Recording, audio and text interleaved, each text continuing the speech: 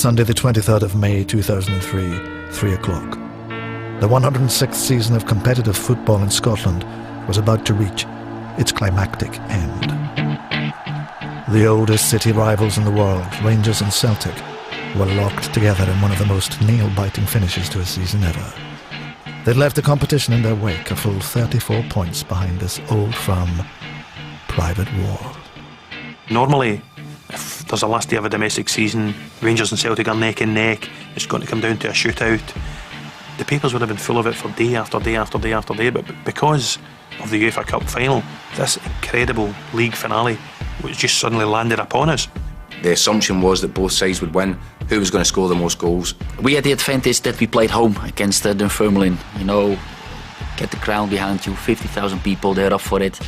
And we knew Celtic, they had to play Kilmarnock, Rugby Park, difficult game, an away game. And it was all down to goal difference. The Celtic fans again come down to Kilmarnock. They overtake the stadium.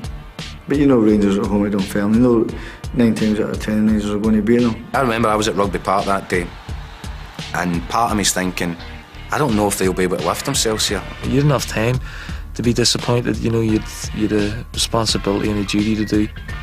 When you with a championship to win, and you know, one thing we didn't want was Rangers winning that. We knew that 2 goals or 3 goals that would not be enough. Ice in the head, flying the belly. We knew you had to go out there fully focused, fully driven to get the result. We knew if we won that championship it would have been 50, and it was a record. The atmosphere was unbelievable. We're going to try and win the game first and foremost, and if we can score some extra goals, then it's a bonus, because we might have to. It was a fantastic fight right to the very end. It was just the most incredible day, single day I think, that the Scottish League had seen for generations. You could feel the tension not only in the park but also on the stand, and people listening to radios.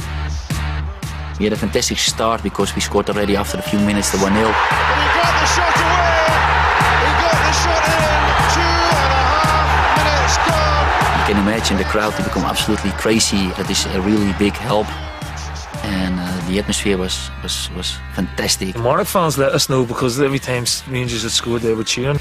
And then all of a sudden it became very quiet because unexpected Dunfermline scored the equaliser, and it was a fantastic goal. And Dunfermline are level! And all of a sudden we looked to each other and think, ooh, what's happening here? Because that was not the scenario we had in our mind. They were to just keep driving the players on, never mind, just keep driving on and look for goals. Basically you had 2 eyes on the pitch at Rugby Park and an ear to the radio, and the commentary coming in from Ibrox. Kanisa! We scored 2-1, and of course we knew what was happening at Rugby Park. From then on, it was just Celtic were ahead, Rangers were ahead, Celtic were ahead, Rangers were ahead, and you just couldn't call it at any stage. Not a bad ball in ever! Not a bad ball for Alvarado to score Rangers third.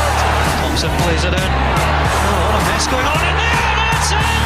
McLeish said as well in the dressing room, 45 minutes, go out, try to score as many goals as possible, try to be patient as well.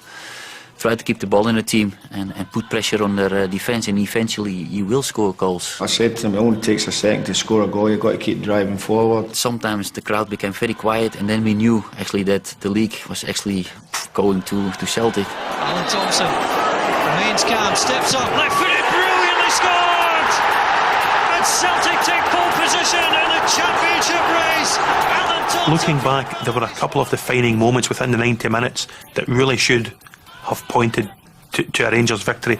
There was a moment, I think, where Henrik Larsson hit the post at Rugby Park, and as that was happening, Ronald de Boer was scoring for Rangers against Dunfermline at Ibrox. Cairns delivery! It's a Boer's header! 4-1 Rangers! You know by the noise that things are not going for you. Results getting fed on, whether they're true or false, you just don't know. So it's important to stay really calm, really focused. McCann turns away from Mason, gets to the byline, and Stephen Thompson scores Rangers' 100th league goal of the season. Minute by minute you were getting updates coming from Ibrox, and it was uncanny the way the games were unfolding at both ends of the M77. The ball went out and I ran out to get a shy, and one of the punters shouted, Alan Thompson had missed a penalty and skied over the bar. So next thing I'm shouting at everybody else. I remember that bit. And that penalty would have taken Celtic a goal away from the championship. They might be in again though. Petrov for the chance! And Celtic have made it forward! Stiliyan Petrov scores! It's game on once more at Rugby Park! Celtic led 4-0, Rangers led 5-1. It was balanced perfectly. We were looking for a fifth goal and we kept plugging away, and we didn't really know what way it was going until, you know, maybe 2-3 minutes before the end of the season. Like, we knew we had to score maybe one or maybe two to win, like, and we just kept banging away and having a go, like, you know, but it just wasn't to be. It's a penalty against Mark McGarty. Arteta dispatched it brilliantly, expertly. The way I like to see a penalty hit, a good run up, he's passed it firmly into the corner of the net. Goalkeeper, we're not getting near it. Rangers 6, Dunfermline 1. People talk about fine lines in football. There were no finer lines than there were that afternoon. It really could have gone either way. At the final whistle, it was a weird sort of silence, considering how many people were crammed into that ground that day. But I wasn't quite sure if we'd won the league or not. It was surreal at times. Just, and again, thankfully that we got enough goals and Celtic didn't. Won 4-0. I don't think people could have asked any more of us from that, like, you know, and unfortunately that wasn't enough. They'd given their all, they had taken us all on an incredible adventure to a European final, something we never thought we'd do, and they ended up with nothing. And, well, that's football, isn't it? But it really felt unfair that day. The final whistle goes at Rugby Park. Rangers have won their 50th title. I remember I just jumped on the table and lifted the cup. My two boys were there, and my mates were there, and it was great to enjoy it with them. Yeah, you can imagine the celebrations after the game. They were absolutely brilliant and fantastic.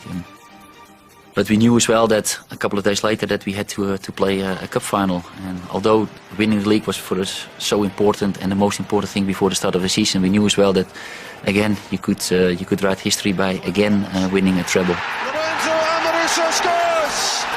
Stuff, dreams are made. Really, you grow up watching and all different captains lifting trophies. It's the treble for Rangers. So it's a great achievement to go up the likes of John Gregg and whatever, so I'll never forget that day, never. The cup final was my last game of my career, and actually to finish your career by winning the treble is absolutely a fantastic finish of my football career.